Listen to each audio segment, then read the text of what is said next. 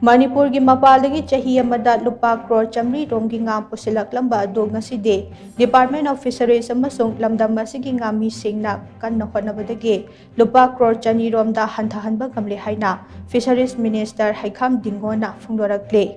Imoinu ira thongni numit ka mari leidana Department of Fisheries na sinduna hayeng hapta kangjai bungda pangthokadaba ngagi mela asiga mari leidana wafam ase mahakna phongdokhibane hiram asiga mari leidana DIPR na thadorakpa video message amada Minister HEIKHAM DINGO na makhata na hai hayeng hapta kangjai bungda pangthokadoriba ngagi mela asida chawrauna stall chama kunrom hangduna miyamda nga marang kaina phanghanaba hotnade Mela asida chawrakna nga KG liseng marifuro puthoknaba pandam thamle Mela asida hangliba stall sing asigi manungda agriculture gi pothok sengi stall kaya ama yauna irang asina maram oiraga lanjena duna relief camp kaya dilairiba IDP singi akhanaba stall kaya su yaure Mela asida maitei singna khwaidigi henna pamnaba nga sigi manungda ama oiriba sareng ase marang kaina puthokane loinana nunga hairiba nga makhal asisu puthoknaba thobrang tawre maramaduna miyamna su nga mela asida laktuna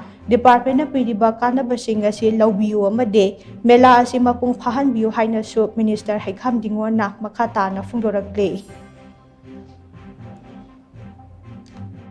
Hana mapandagi hoina nga si Manipur si khwaidagi pamna chanaba adagi yamna tangai fadaba kano oibani chinjang ama oibani na masi nga si mapandagi lawna nam honabada koi 400 crores maya koi state tagi koi charging tawbuse adi koina kano tawbuse pen tawbuse masi hojik koi nga gi fisheries department kan honara kanda aduga fish farmers sing man punna kan honara kanda hojik hana 400 crores madu hojik 200 crores ta handara kanda hojik aduki matik koi nga gi production ji hengat le haidana maina masigi nuai ba pauje se ina da thamjani aduga maruina hayengi singba mela asideda koigi ma imoni da kachanaba haidana koi maitai singi koina hena thawai tana shoda kachanaba koigi sareng maitai sareng koi puthokchari aduga loinana koi nunga mayamgi mayamna pamna laidi kachaba ya aduga nunga su koi puthokchanaba haidana koi sem saraga lejare ni aduna koi moinugi mai moinugi singba iratpagi thorum asideda koi mai moinuna paja punamapu hena yafoba nungai ba thawjan biba adi hena santi amona santi purpo